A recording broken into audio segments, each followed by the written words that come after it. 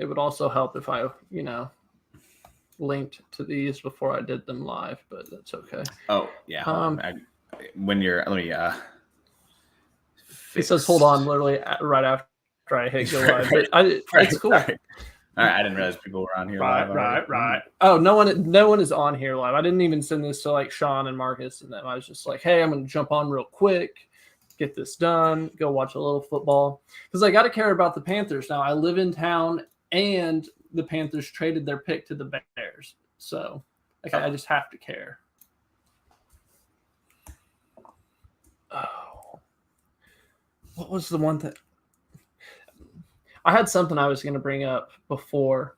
Oh, did I tell you that Cold Iron is coming to town?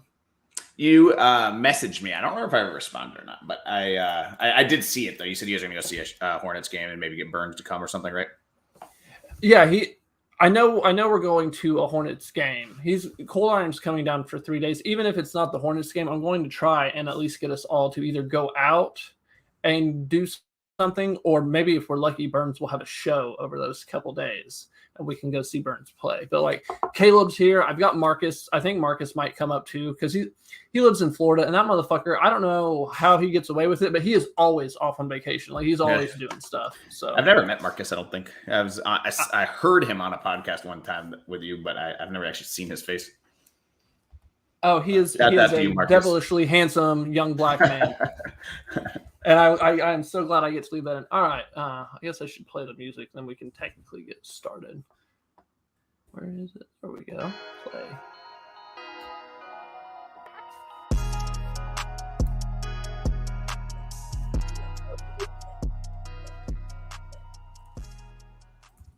It clearly didn't cut out for you because you kept dancing.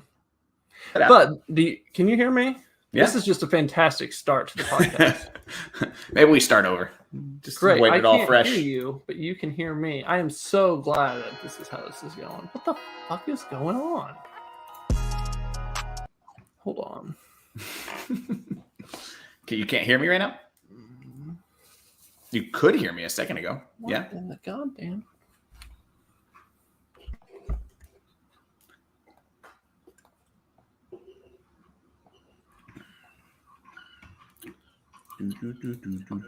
Aren't we glad? I can hear you now because I disconnected my thing. Aren't we glad that nobody watches this live from the jump? Thank God. They don't honestly, I'm hearing it echo. Yeah, it's because I took the headphones out, so now I'm trying to reconnect them. I see. I know it's connected, but okay. Wait, I think we might be back. Yeah, my headphones decided to work again. I don't know. My headphones didn't like the music, but fuck it. Well, I'll deal with all that stuff later. I'm your host for today, Trey Hill. I'm your host for this episode of Charity Stripe Commentary, part of the Hoop Social Podcast Network. I'm joined by Mike Shearer. We all know the drill. Hello. There's huge technical difficulties getting this thing started, but I'm just so excited to get to talk to Shearer because, one, I get to trash his Miami Heat. If you guys listen to the last pod, you already know I'm getting ready to trash his Miami Heat. But we also get to talk some Pistons. And I saw that you wrote an article about the Pistons. I had literally just talked to Sean about them, I think, right after I saw it. And I've been high on the Pistons. I was super high on their draft last year. I said it was the best draft of the whole league. I loved Cade. So what is it that made you want to write about the Pistons?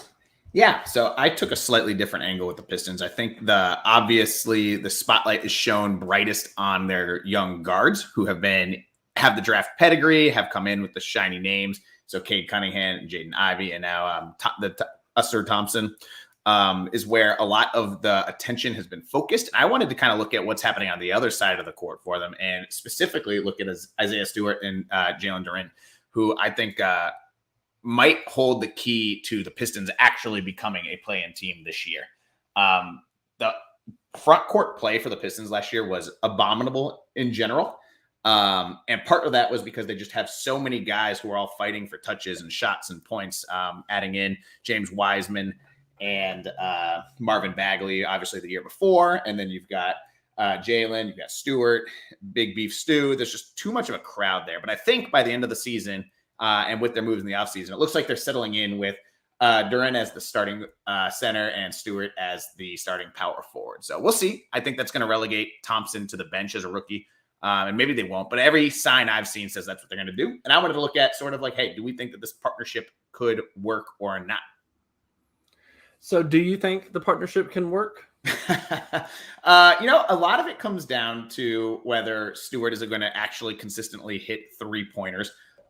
He started last season on fire, and it looked like he was truly going to be like this stretch 4 before he got an injury. I want to say it was to his elbow, and his shooting percentages fell off a cliff after that happened. He missed some time, came back, and they never quite found the same range. But that initial sort of 6-week-ish stretch where he was shooting like 39% from deep really showed the promise that he has. And if he is able to space the floor like that, because that's something that none of their guards have been able to do consistently to this point. And if they can get that kind of shooting from their power forward spot, they'll be able to keep Stewart's defensive versatility on the court that way. And that's something that they desperately need. And if he's able to hit the threes and, stay on the court regardless of who's around him, I think that's going to go a long way towards shoring up kind of their defensive chops. They also need the rookie from last year, Duren, to kind of step up in that regard as well. He is very toolsy, right? Like I think that's what they say in baseball. He's a 5-tool player. He can block shots. Right. He can defend in the post. He can get out and switch a lot on the perimeter. I think he's got pretty decent feet. His big issue was, like all bigs, he comes into the league and he can't quite react with the same speed that he needs to. He was still learning on the fly. You could see him thinking about like where he was supposed to go. And as he's thinking, his hands are drooping. He's not like maintaining that good defensive positioning while he's trying to figure out what's going on. And it just led to like this series of bad defensive micro moments all within one possession. Something that I thought was strange is like, he's a huge dude, very athletic, long wingspan. But when he's in the pick and roll, he tends to shrink up. It's almost like if you've ever accidentally microwaved a candy bar and it just goes and sucks in on itself, right? With the aluminum, smashing all the chocolate inside. And that's what it looks like. And I want this man to like use his length, like keep those arms out, keep your feet wide, stay low in your defensive stance. And I think he would just by doing that, he'd immediately become a better pick and roll defender. For me, it seems like he's too busy thinking. He's too worried about what he needs to do next, and it doesn't seem natural. I wonder if Ivy can get a little bit better on the defensive end, because you mentioned in your article that he's never found a screen that he can get over. He's also never found a defender that he can stop from getting around him. I think if you could give him that extra like half second to kind of process things, good perimeter guards really help centers on defense. Just give them that chance to react to things, because they are bigger. For me, I like Duren. I've been high on him since before he got drafted. I look at him, and again, you made the same comparison. I look at him as like maybe the next version of Bam down in Miami that you love so much. Slightly undersized, but he can do a little bit of everything. He can pass a little bit. He can shoot, just like maybe. Great passer, I think he only averaged like a assist per game last year, but I think it's probably his right now. He has great vision. Skill. He does. Yeah. Yes, and it's weird because he reads the floor quickly on offense. He just doesn't quite do it on defense yet. And I think that is an unusual dynamic. Right. And for me, I think that's part of just being uncomfortable. Again, going from college to the pros, that's the difference in speed, having to process that, along with not having any defenders that can slow down anyone at all. I feel like that's just a recipe for disaster, because in college, he also had defenders in front of him that could slow the guys down. It wasn't like they were coming down 100 miles an hour.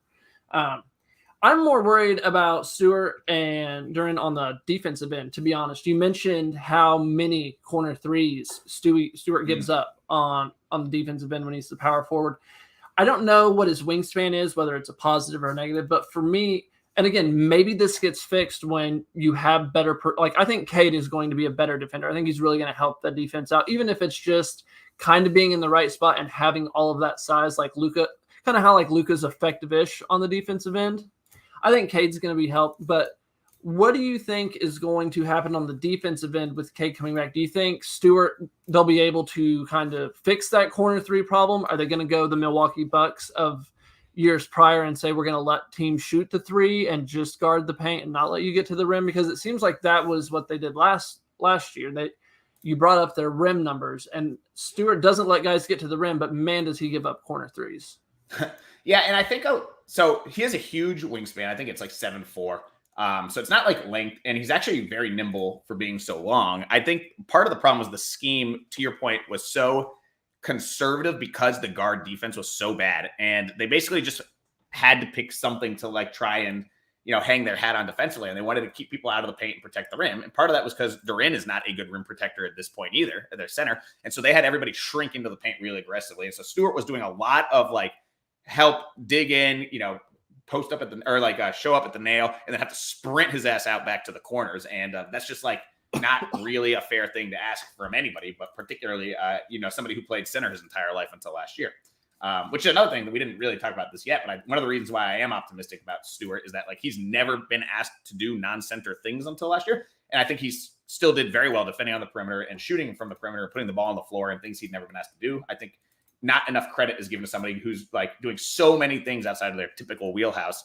Basically over the course of a summer where he had to learn it all, and so I'm hoping we'll see some improvement in all those areas. But back to the defense, I suspect that they are not going to have quite as aggressive of a conservative scheme. Like I think, which I mean, sounds kind of weird, but like you would see plays last year where you'd have 4 Pistons with a foot in the paint, even when they're playing against teams with 3 or 4 shooters. And I just don't think you're going to see that quite as aggressively this year.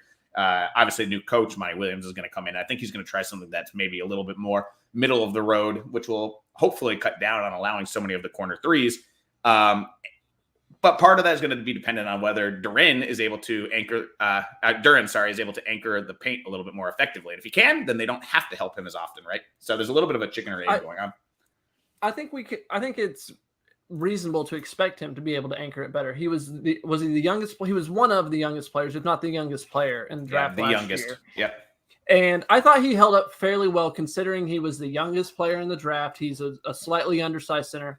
And I thought he held up well. I only expect that to get better as he gets older. He gets, he grows into his body a little bit more. He gets more comfortable with just banging bodies down low. And if that processing speed, I think physically he'll be able to hold up a little bit better in that center position. For me, it's like you've said, it's that processing speed as the center. I think that's going to be the big key to unlock him on defense and then free up Stewart and the other guys to kind of not have to be in the paint so often. Yeah, I mean, I think a lot of it, too, is going to be where they end up, like what the closing lineup ends up looking like. Because I don't think Thompson is going to be in the starting lineup to start the year, at least. But I think he could close a lot of games for them once he gets his feet under him a little bit. And he is pretty much immediately going to be their best wing defender. You look at this, like, Cade is going to be a good team defender. I don't think he's going to be much of a point of attack guy. At least he's never shown it to this point to me. He's big, but he's not super quick laterally. So he's more of a guy that I think is going to be helpful with the rotations and quarterbacking and making the right read and being on the right spot. But I don't think he's going to be able to like stop anybody one-on-one. He's not quick enough to guard point guards, and he's not strong enough to guard big wings. And that's where Thompson, I think, theoretically could do both. Like I am super high on Thompson's defensive potential. And just having one reliable wing stopper is going to be very helpful for Stewart and Duren's efforts down low, I think. Because there's going to be like Ivy is just going to be a mess. No, I don't see Ivy ever being anything better than like a 2 or 3 out of 10 on defense. And like you don't write the book off somebody off of 1 or 2 seasons. Like certainly he could prove me wrong, but he's not big. It's not something that he's ever been known for in the past. And guys rarely, it's not impossible, but guys rarely turn around their defensive reputations that aggressively from like what they were expected to be. If they were expected to be bad coming into the NBA, it's pretty rare that they become good. Let's put it that way. It happens the other way a lot more often. I feel like the best example for that is, and we praise Steph for his shooting and his offense, but the jump he's made on the defensive end from when he was younger to when Steph was in his prime, I think is just, that's who Ivy should be looking at for me and just thinking, if I can just find a way to be not a negative all of the time on the defensive end, that would be a positive. You mentioned the fit with Thompson being the defensive stopper. I love the idea of him being the stopper, Cade being like that secondary help defender, and then Duren and Stewart being the guys down low, just cleaning everything else up. I like the way the team is built, except, again, for the lack of shooting that you brought up. Cade showed that he could shoot in college for 1 year, but coming out of high school, he wasn't seen as a shooter. It was the one hole in his game. Yeah. And the three-point line is longer than the college game. I think people seem to forget that. And for me, I think it just comes down to the shooting. Who do you think? Okay, you said you think Thompson might finish games. Who do you think he's finishing the games over? Because I assume we have Ivy, Cade, Ivy, Bogdanovich, Stewart, and I wouldn't Duren? assume Ivy is going to close. Not if they're trying to do games that. Oh, matter. I was going starters. But I'm talking about for closing. Like it would not shock me if Ivy ends up on the bench for the closing. Okay, so you think Ivy would be the guy, and then Cade can just shift down to that point guard role. Bogdanovich can handle the ball a little bit. I like that. I've become a big proponent, and you need to have 2+ ball handlers / playmakers on the floor pretty much at all times these days. I think the days of the Harden one-man ISO show are over in terms of the productive offense, but I just like the way the Pistons are built. I like the way things have come together, even if, as you mentioned in your article, they have overinvested in the backup bigs with Wiseman and Bagley trying to strike gold. I'm less worried about that, to be honest with you. I think we're going to see Wiseman mothballed pretty quick this year. I don't think he's like, I don't have any sourcing or reporting for that, but everything that I can looking at this roster, everything I can see, he's always going to be the odd man out, or at least he always should be the odd man out. I don't remember them giving up a bunch of assets for either of them. And also, so it's not like a sunk cost. Yeah, he was a buy low. Like, it was worth a shot. I think everybody agreed it was worth a shot, and then it hasn't panned out, and it doesn't look like it's going to. I'm not bullish on Wiseman's career in general, and in some ways, I think it's not a perfect comparison, but I see a lot of there's a little bit of Killian Hayes in there too, where he's got one skill. In Hayes' case, I think it's perimeter defense. In Wiseman's case, it's more post scoring, where you see where there is upside, where they could be really good at it if they're given consistent minutes, but they both just lack so much, basically anything else besides those things.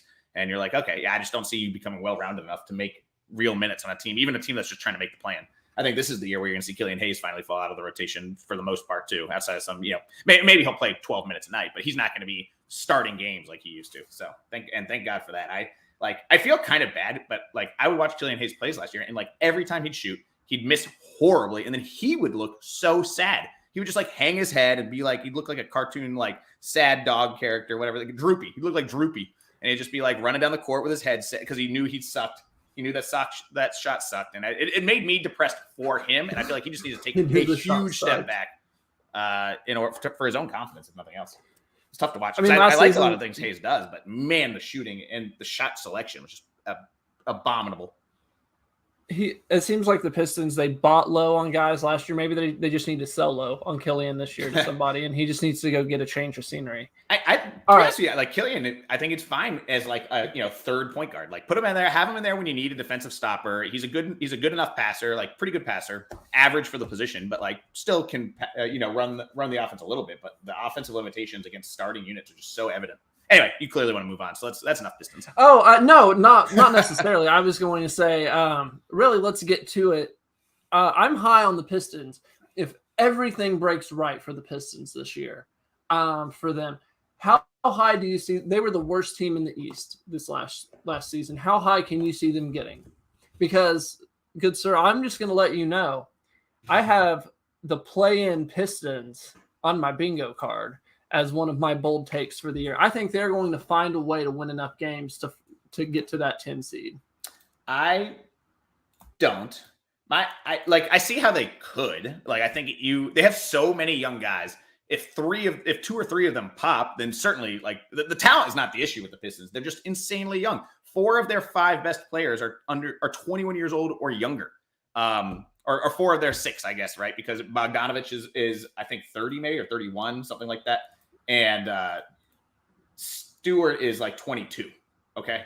But Cunningham's 21, Thompson's 20. Duren is still 19, unbelievably. That is so wild. This team is everybody who is expected to contribute to this team is crazy young, and young teams don't win in the NBA. That's really what it comes down to. This isn't I think they're going to be good. I just don't think it's going to be next year.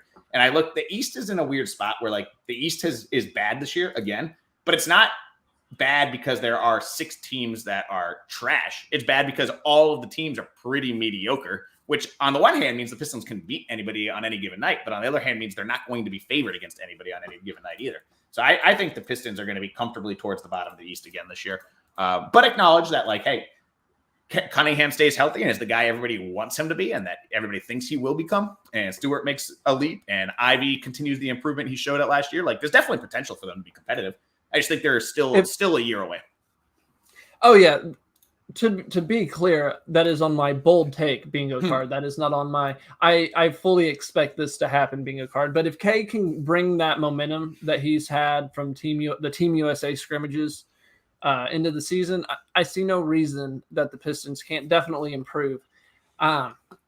Which brings me to your Miami Heat, sir. My bold take is that the Heat are not going to get Dame Lillard, and this is going to be the season that they fall out of the play-in. I don't think that it is possible for them really to fall out of the play-in, because here's what you're saying. If you're saying that, right, you're saying they'll come in 11th or worse, which means that you think like a lot of teams that are clearly worse than the Heat are going to be ahead of them. Because let's see who's not going to be in the play-in for sure. I'm gonna. This is my I've got the ones who aren't going to make it for sure. Who's not going to make it for sure? The Wizards. Yeah. Like we're comfortable saying the Wizards are not going to make it. Then that you're saying that you think like the Magic probably aren't going to be in there. But really after the Wizards, anybody could make a case to it. So I guess that's what you're saying. But most of these teams don't have somebody as good as Jimmy Butler. Most of these teams don't have someone as good as Bam Adebayo. And frankly, Tyler Hero is the Heat's third best player right now. This is me hating on Tyler Hero, as good as the best player on most of these other teams, right? Like, would you rather have right now, not looking forward at all, but just purely for wins next season, would you rather have like Tyler Hero or like dude, I hate Tyler Hero. I can almost guarantee you I'm going to pick whoever else you say. Honestly, but like leading the offense, would you rather have like Tyler Hero or Pascal Siakam? Siakam as a more well-rounded player, but offensively, Hero Siakam 100% Siakam.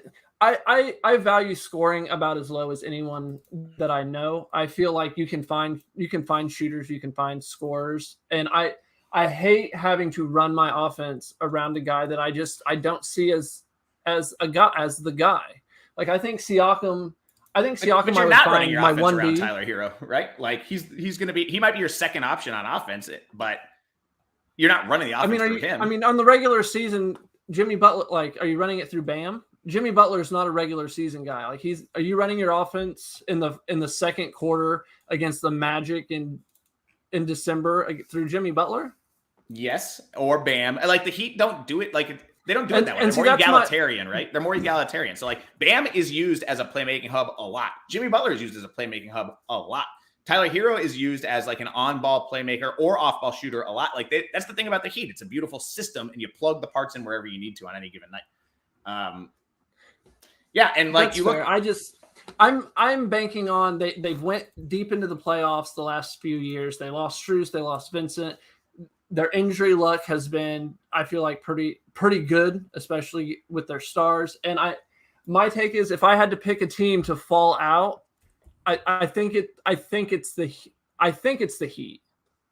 If it like obviously the Nets, but if I'm trying to make like a bold take, I think it's the Heat, because the only bold takes are the Bucks, Celtics. I mean, is it even a bold take to say the 76ers fall out if Harden goes out and Embiid ends up asking out? If Embiid is healthy, they're not going to fall out, but that's a big if. Yeah. No, I hear what you're saying in that regard. The East is just so ugly this year. Like, the teams are just so bad. And bad's not quite the right way to say it. They're just so much worse than they have been the last couple of years. Mediocre. Yeah. This is gonna be a tough year in the East, I think. And like, it's not that the teams are bad. Exactly like you're saying, they're just mediocre. And like, I don't know. I'm looking at them. Well, you're about my age. Do you remember in the NFL when we had like that golden age of like we had Manning and Rivers and Brady and Breeze, and we had all of these great quarterbacks, and then there was like they were great and they were young, and then it was like 6-7 years later, the new quarterbacks hadn't like come on yet, and we still had all these great quarterbacks, but they weren't quite the same. I feel like it's the same with these teams. Like the Bucks have gotten run down with injuries and Giannis. The Celtics have traded Marcus Smart for like it's all it's all the same, but just a little different. No, I think it's a good comparison. Yeah, man, it's the play-in is going to be brutal. Like some of the teams. Would you feel better about this bold take? one of the Heat or the Knicks will not make the play-in. Yeah, I mean, the math says that is a better one. Obviously, I still think that both those teams are better than like the Hawks. I'm not a big Hawks guy. Even though Trae Young, I don't count the Hawks as a team that matters. I am so out on the Hawks. I think the Raptors are going to fall out. I don't think the Raptors are going to make it. I don't think the Pacers are going to make it. I don't think the Pacers. You don't think the Pacers are going to make it? They didn't make it last year. I think. Sorry, I meant when I said make it, I mean over the Heat. Like I think the Heat are going to be better than the Wizards, better than the Pistons, better than the Magic. I think those three are pretty incontroversial. I think they're going to be better than the Raptors. I think they're going to be better than the Hawks. I think they're going to be better than the Bulls. I think they're going to be probably better than the Nets. I think the Heat are probably going to end up in 6, 7, 8-ish range. And like I was higher on them last year than they ended up being, but they ended up as 8 last year. Like it's hard for me to see them falling below so many of these other teams that don't have the top level. I mean, honestly, they were 7 last year. They weren't even 8 last year. They were the 7 seed in the regular season, and they were significantly better than the 8 seed. Like the East, there was a top 7. You're right, but they just got stuck in the play-in. Yeah, and I'm really, looking honestly, at the for me, final standings, not the regular season standings. Yeah, you're right. Right. Honestly, for me, it's more I just see them. I see them fading with how many players they've lost over the years. I'm not sold on Tyler Hero, and I just think that with it being a bold take, I want it like saying the Hawks aren't going to make it. That's not a bold take. That's a take on a regular Tuesday. Well, people are higher on the Hawks than me. I am just not a fan of the Hawks, but I don't know. We'll see. I think so. What happens then if they get Lillard? Let's say they have to give up Hero, but they keep Duncan and they keep Caleb Martin, and they have to give up Hero and maybe Lowry, and then Jovic and Jaquez and whatever else you want. But let's say they keep. It'll be Lillard. So the starting 5 would be Lillard, Butler, Bam, I guess Kevin Love. And Josh Richardson. And then the bench would be Robinson, Caleb Martin, Haywood Highsmith, and then like a big drop off after those 3. I mean, I think it makes them one of the clear favorites with the Bucks and the Celtics. The 76ers are like that fringe contender depending on Harden. Right. And I mean, I know we want to just write them off, but they were right there in Game 6 of beating the Celtics last year. Like, I know Embiid is so good. I hate to even not call them like legit contenders, but if the Heat can add Lillard, I think he puts them up there with the Bucks and the Celtics because I think that's the class of the East for me personally. But again, I think they're right there. And honestly, if Butler and Bam are healthy, I think they're still going to be, like you said, right there in the mix. That 5, 6, 7. Thibodeau has been in New York for a few years now. I kind of expect them to go backwards a little bit just from the miles. But bringing in, was it DiVincenzo they brought in? Yep. I think that is going to help revitalize the group. There is, as much as we love to watch the things, we don't see the chemistry side of things. We don't see the back side of it as much. I think having all of those guys who went to college together, I think that's going to really help morale, even if he's running them into the ground. Yeah, they do seem like they're having fun. And the nice thing is that, like, even if they're being run to the ground, like, it's still a pretty young team. Like, none of their guys are super old where their bodies should be falling apart already, right? So Brunson's still new to them, right? Like Randall, whatever you want to say about Randall, but the dude's a tank physically. Like he's doing fine. He's a pretty. He got hurt when he first got into the league, and then he's just never been hurt since. I was about to say because he played like 77 games last year, I think, and 72 before that, 71 the year before that, 64 his very first year in New York. So like he's generally speaking been very durable for them, and we need like. The further we get away from it, those numbers that he played so many games, I forget how many games were in those shortened seasons. So, like, some of those numbers are even more impressive than we realized. The 64 one, I think, was a 72-game year. So, exactly. Good point. So, yeah, just being healthy tends to get you to a lot of wins in the league. Like, I think last year's Kings are a great example where not only everyone knows that they had amazing health themselves, but not as many people know that they had the best opponent health luck too, where they actually, I think they were either number 1 or number 2 in terms of like their opponents missed time for their top 3 players. So the Kings actually had it coming and going both ways in health regard. And I think that's something that isn't taken fully into account when we're talking Kings. I mean, this isn't really that hot a take, and I don't want Cold Iron to listen to this and get mad at me, but I am not super high on the Kings, being a top 3 seed again next year. I think they're much more likely to be a play-in team than to be clear of the play-in. I think that's fair. I expect them to I think they'll still escape the play-in just because I think they play a good style. I think they have good chemistry. And again, the regular season is such a slog. Mike Brown's a good coach. For me, they had such great luck in the regular season, and you're right. I think that's why they were able to get to the 3 seed, along with the luck from Jaw not playing and all that other stuff that went on. But Sabonis having his broken hand in the playoffs, I do think is something that gets undersold a lot. If you go back and you watch his games when Sabonis half the year though, and he played pretty well with it during the regular season too. And I'm not saying it didn't impact him, but he's still healthy enough to play and play well. But as well as I do, the level of attention to detail, game planning. If you go watch the Warriors and Kings games back from last year, when they guard Sabonis, they're literally not guarding him at the free throw line. Yeah. And to be he's a great passer, but if you're going to be a great passer on the interior, you can't have your guy floating off and clogging up the lanes because there's no space. Like you're not at the 3-point line making passes. You're already in the lane. Yeah. And to have it was such an unfortunate thing, but Kings fans just didn't even care because at least they finally got back there. But I think you're right. I think the Nuggets, Grizzlies, Suns, Warriors, Lakers, Timberwolves, I like all of those teams better than the Kings, I think, next year. Yeah. Just looking at it. Clippers, maybe even if they get some luck. Lakers. Did I say Lakers? Yeah. No, I think all those teams are right. Like, I mean, who knows what the Wolves are going to look like? Every year, I am irrationally high on the Wolves, and every year I am let down. So we'll see. Well, this year they're making the conference finals. Now that's a hot take I can get behind. I love that one. I'm saying that's my West one. Yeah, that's my West one. Is I think Anthony Edwards is taking the leap. I think people are giving up way too early on Cat and Rudy. They didn't have a chance to play together. Yep. Cat's just now finally getting healthy and getting in basketball shape. He's been hurt. He's had COVID. And when he has gotten back, it's not like he's gotten back and been in game shape. Like he comes back and then he's just out again. Yeah. I love Finch. I think he's a great coach who's going to be able to have some stuff now that he's had them in and able to build some things. And the West is really top heavy, but I love the way the Timberwolves are built for the postseason. McDaniels is a defensive menace and who has just all of the length. Anthony Edwards ramps it up.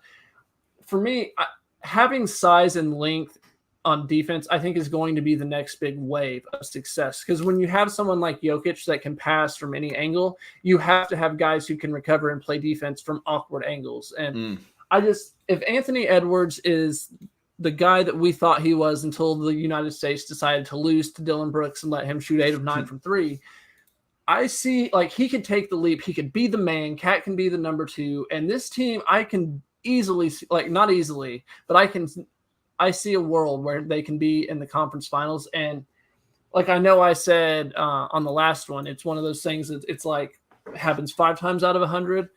I think the Timberwolves could get there like 20 times out of 100. I'm just really high on the Timberwolves this year. Yeah, one thing that people love to talk about in terms of Cat and Gobert playing together, they played 1,100 possessions together in the regular season last year. So small sample, not nothing, but small. And they couldn't score for shit. They scored 107 points per 100 possessions, which would have been 7th percentile for all lineups in the NBA. But nobody ever talks about the fact that they were in the 98th percentile for defense together. So when Cat and Towns were on the court together, they only allowed 106.5 points per 100 possessions, which is crazy stingy. I think most people assumed previously that this was going to be more of have a good offense with a rim rolling center, Cat spacing the floor and scoring, and then Gobert does enough on defense to keep them afloat. And in their very limited time together, it was sort of the opposite. It was like they were a crazy lockdown defense that just couldn't score for anything.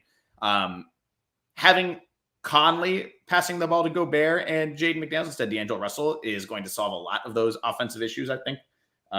Just Cat being better, like you said, better physically and better mentally and better overall is going to be huge for them. And I think Jaden McDaniels started to tap into something on offense last year in the second half where he started to be a little more aggressive, started to show off some of the stuff people expected from him coming out of college, coming from Washington.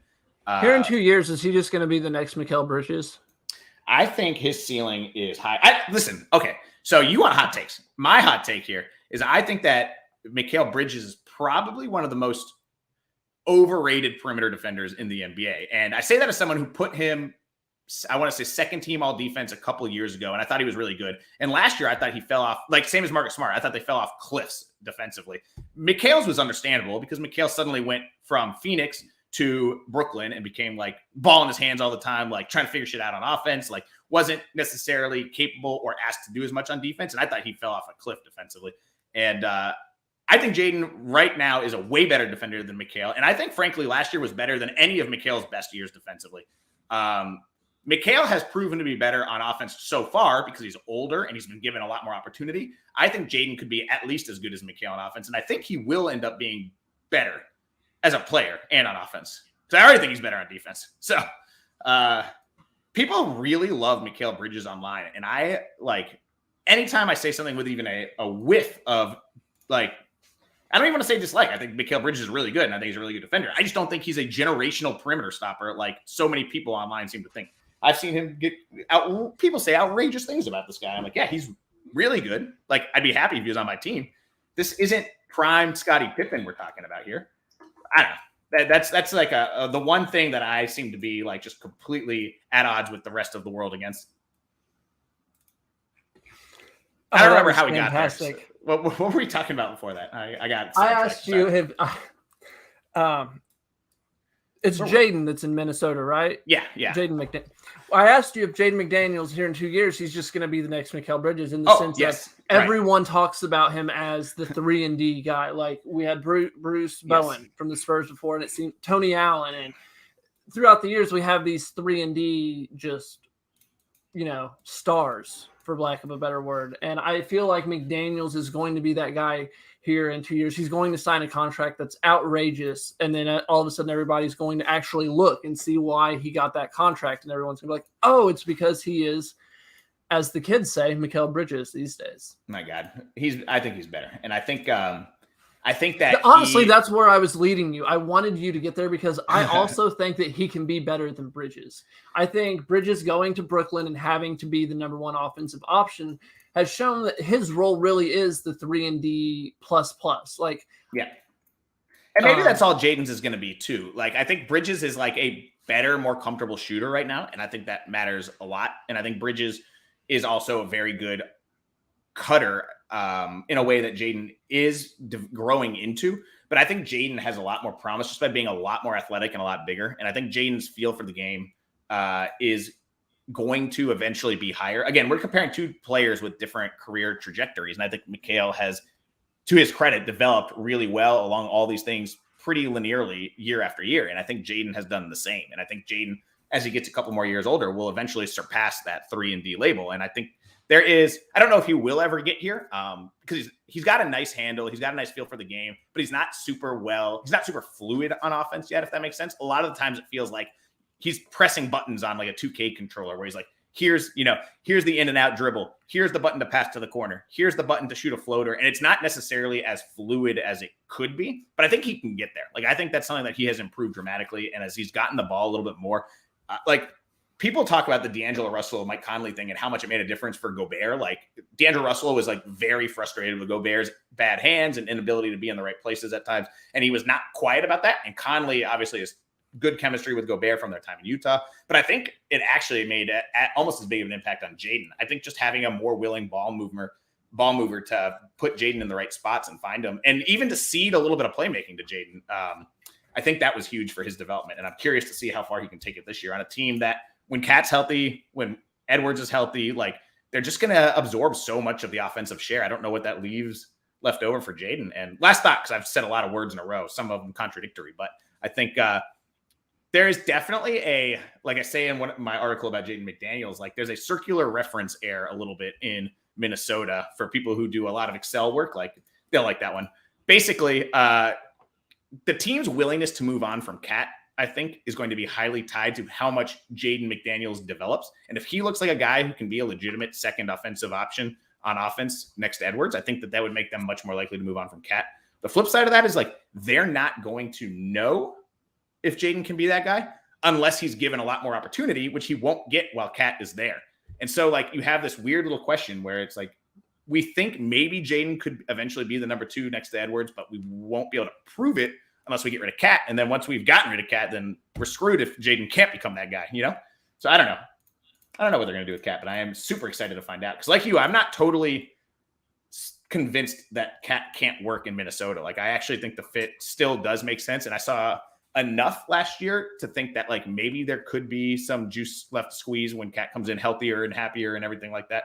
So I'm not giving up on that, but I'm saying like if Jaden looks amazing out of the box or out of the gates, then maybe you do think about shipping Cat out. Do you know when Conley got traded to the Timberwolves? It was close to the deadline. I don't even know when the deadline was last year. February, I don't know, something. It looks like Cat they were was gone by traded. then. I wanted to see how the numbers looked after Conley, because you're right, and you brought up guys needing needing playmakers. Yeah, Conley coming in and being able to put McDaniels, Gobert, and other guys in positions to score easily, to give them, in positions to succeed. I think that's going to be huge for that team, because you said McDaniels might never outgrow that 3-and-D moniker. When I said 3-and-D plus, for me, that's what I see for him. When I say plus, I mean a guy who he can do a little bit on the offense, like he can create a little bit, he can pass a little bit, but he's not someone you want to have those them doing those roles be something your offense is dependent on. Like you don't want him to have to play make, but he can play make a little bit type of situation is where. And again, I'm thinking on a title contending team. Sure, he could do the Jeremy Grant and go sign with the whoever the Pistons are now from back then, and go be a guy who gets a bunch of usage. But for me, I just see him as this new wave lockdown defender who's going to be super versatile. And honestly, as much as me and you both have talked, we think Cat and Gobert can work together. He's going to be a great 4 beside either of those guys. Mm-hmm. Yeah. I think, one of the other things with the Wolves is like they actually have pretty good depth now. And more importantly for me, like I think they have a lot of pieces that can be very positionally versatile. And that is super important for me when I think about what's the recipe for playoff success. It's having guys who can slide up and down a position. And I think the great example of that last year is Cleveland getting just mollywopped by the Knicks in the first round, which was, a little bit like people thought that was a pretty even series coming in. And then obviously it was not even at all. And people are like, oh, it's because the Cavs couldn't find the 5th starter. And what I said was, that's not exactly true. That is the outcome because their other 4 guys could only play those exact positions. Allen can only play center. Mobley can only play power forward. Garland and Mitchell, like obviously they both can play on and off the ball, but they can only be a small guard, like a 1 or a 2, right? Neither of them can go up and play the 3. So that meant they had to find a 3 that worked, and they didn't really have a 3 that they trusted. Now you've got Strus out there. You're saying they have no wings. Yeah, sure. In this case, they have no wings, right? But now you've got Strus and you have Niang, and Niang is like wing-ish, right? He's more of a big that can shoot, but like I think Mobley, in theory, could play more 3 if he's able to shoot a little bit better, which will help them. Like, I think he is going to become more versatile. I think that Strus can play anything from 2 to 4 if you need him to. Like, he played a surprising amount of guarded a surprising number of power forwards last year for the Heat. Niang can play a little bit of small ball 5. Like, there's big pros and cons to that, but he can. And, like, what you need is you just need to have weapons available in the playoffs that the other team hasn't seen or can't prepare for consistently. Like you can't run out the same look every day and hope that something changes. It just doesn't work. Sounds a lot like Bill Belichick making teams play left-handed. Yeah, exactly. Like I think you need to make sure you're ambidextrous in that case, right? And like the Cavs couldn't do it. And I think that is something that the Wolves can. And I think one guy we haven't talked about, and I just want to mention real briefly, is Nickeil Alexander-Walker. I think is going to be his ability to come on at the end of last season. I think if he can carry that over, it's going to be massive because he's another guy who he's 6'5", like a 6'9"-ish wingspan, I want to say. He is somebody who has turned his career around from like we were talking about Jaden Ivey earlier. Like I think Na is a guy who's a good example of someone who started off as a negative defender for much of his career, would push the issue too much on offense, like trying to force his way into a bucket. And I think he's turned his career around entirely to become a 3-and-D type guy. and he can play anything from a 2 to a 4. Like he played more power forward for the Wolves last year than I think people realize, particularly once Cat, if and when Cat gets injured. Let's be honest, Cat's going to miss time. He always misses time. Having the ability to have a 4 that can legitimately shoot, and Jaden, can do some of that too, obviously. Kyle Anderson can do some of that, but Na is a better, more willing shooter, and he's just strong and big enough to play spot minutes at the 4. And like those are the kind of like mix and match pieces that I think you have to have in the playoffs, way more than you need in the regular season. Do you remember when Kevin Durant was playing in Seattle and they were like, you know what Kevin Durant needs to do? He needs to play the 2. Were you a fan of that? Yes.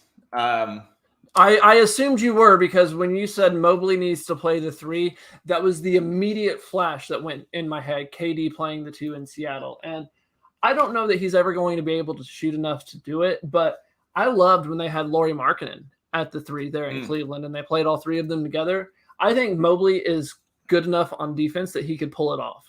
And yes, I did the Alonzo Mourning. You said it, I did the no head shake, and then I'm like, yeah, no. Because for me, it's, are they going to have to get rid of Allen and move Mobley to the 5? But if he can get that shooting, he'd have to have the shooting really to get the 3, unless you just find a knockdown 4. And that's just not Kevin Love anymore. Because when I'm envisioning Mobley at the 3, I mean, like you said, like defensively, he can guard 3s, I think.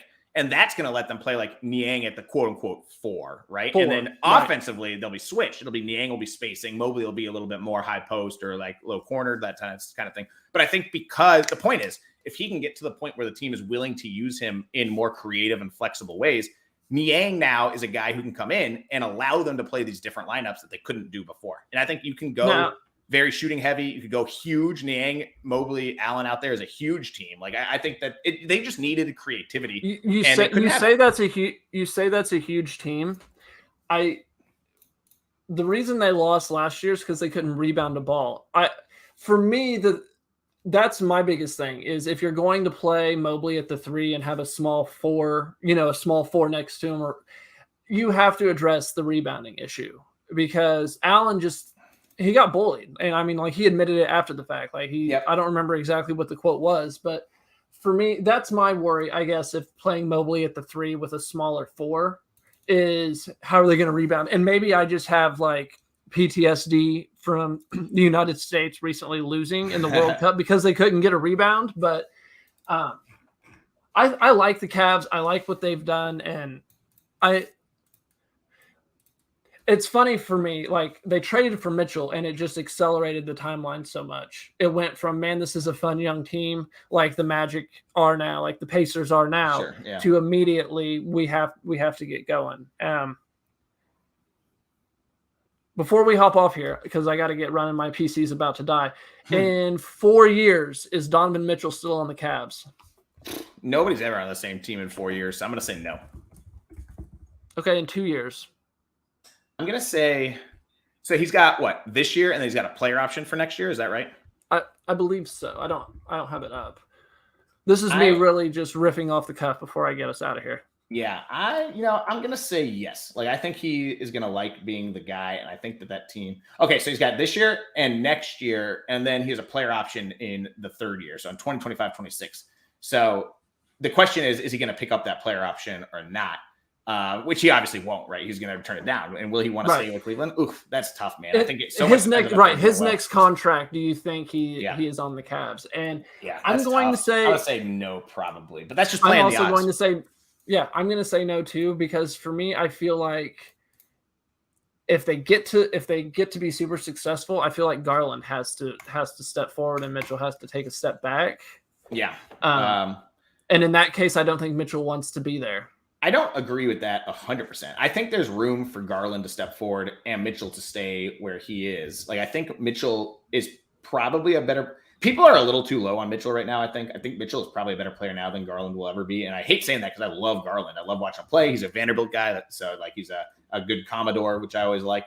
But I think that Garland is not going to eventually be like a playoff number one guy. Maybe you think Mobley can get there. I'm not as convinced on offense. I think Mobley is going to be more like a Bam type offensively, but like I think Mitchell can be that guy. I think Mitchell's still 27, just turned 27 like a week ago. I think he can be the best offensive player on a team that has huge playoff success. And he's had some really bad playoff moments, but he's had some really good playoff moments. He's had some insane playoff series too, right? Like it's not, you get all or nothing with Donovan Mitchell. And I tend to be a little more optimistic about his ability to perform in the playoffs than most people are, I think. You might be right. He hurt my feelings when he put 70 on the Bulls last year. So I will be spiteful until I go. All right, Shearer, we're running off basketballpoetry.com, correct? Yes. Yeah. Thank you. Check it out. I actually just wrote a big article about Darius Garland a couple weeks ago that reached number 1 on the NBA subreddit. So somebody liked it out there. You had one about Giddey that got pretty high up there too. I had a good one about Giddey. I'm just so happy to be riding the shining star that is the Sheer star. Thank you for coming on. We're going to hop off here, and I'm going to go watch a little NFL. Hopefully my Bears can come through against the fucking Packers. I'm rooting for them just for your guys' sanity. Thank you. Oh, man, it is rough in Bear territory. Thank you for listening to this episode of Charity Stripe Commentary. Have a good one. See ya.